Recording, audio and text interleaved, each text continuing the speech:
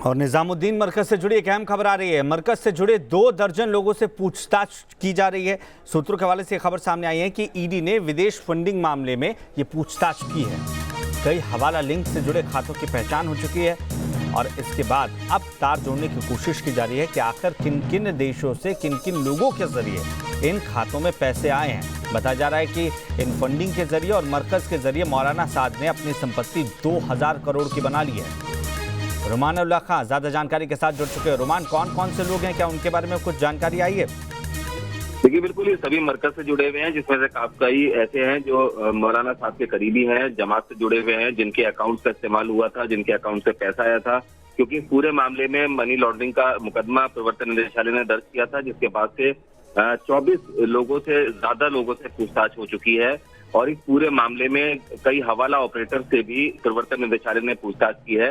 इस पूरी जांच में कई ऐसे संदिग्ध बैंक खाते भी सामने आए हैं जो हवाला से जुड़े हुए हैं। तो सीधे तौर पर हवाला के एंगल की जांच अब प्रवर्तन निदेशालय इस मामले में कर रहा है।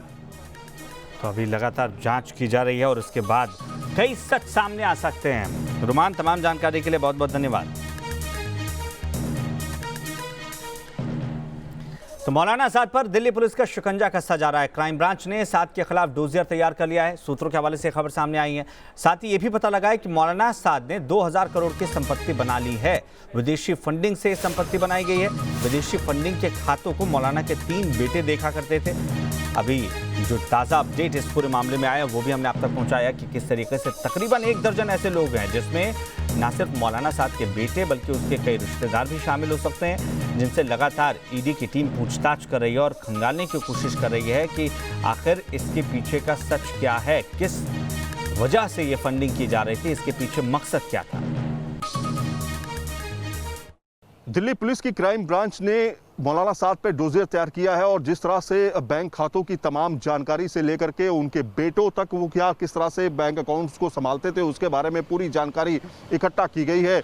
इस डोजियर में यहाँ तक की डिटेल है कि 2000 करोड़ की संपत्ति किस तरह से वो मैनेज करता था, इसके बारे में पूरी जानकारी दी गई है। इसके साथ में इलियास, उवैस और 2 बेटों के साथ में किस तरह से वो पैसों को इधर से उधर ट्रांसफर करता था, यानी तमाम तरह के वो अकाउंट्स का इस्तेमाल करता था और फंडिंग अलग अलग तरीके से की जाती थी।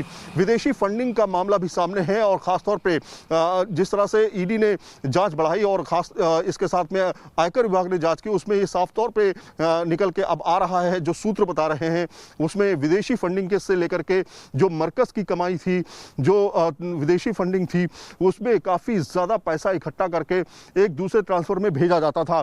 मौलाना साद के बारे में तमाम अकाउंट्स के बारे में जानकारी हासिल हुई है। सूत्र बता रहे हैं कि 2000 करोड़ से ज़्यादा की संपत्ति मौलाना साद के पास है। ना सिर्फ दिल्ली, तो इसके अलावा उत्तर प्रदेश और हरियाणा में तमाम अलग अलग जगहों पे ठिकाने हैं। अभी तक मौलाना साद का कुछ भी पता नहीं चल पाया है, यानी मौलाना साद लगातार अपनी मूवमेंट्स को बदल रहा है। हालांकि बीच बीच में उसने कई बार अपने वीडियो रिकॉर्डिंग्स नहीं बल्कि ऑडियो रिकॉर्डिंग्स भेजे हैं, छुपने की वो लगातार कोशिश कर रहा है। लेकिन जिस तरह से डोजियर तैयार किया गया उसमें कई ऐसी जानकारियाँ दी गई हैं कि कितने बजे वो मरकज आता था, कितने बजे मरकज से जाता था, उसका क्या क्या मूवमेंट होता था, इसके बारे में सारी तफसील डोजियर में दी गई है। जाहिर तौर पर अब मौलाना साद की मुश्किलें और बढ़ती जा रही हैं क्योंकि टैक्स चोरी का मामला भी अब सामने आ रहा है धीरे धीरे, और संपत्ति जिस तरह से जुटाई गई है, किस तरह से उसका इस्तेमाल किया गया है, क्या ये पैसा टैक्स में दिया गया नहीं दिया गया, ऐसी तमाम जानकारी इकट्ठा करके डोजियर में दी गई है। देखना ये होगा मौलाना साहब आखिर कब तक सामने आता है और कब तक क्राइम ब्रांच के हाथ मौलाना साहब लगता है। वीडियो जर्नलिस्ट सुभाष चंद्रा के साथ सईद आमिर हुसैन, न्यूज़ नेशन, दिल्ली।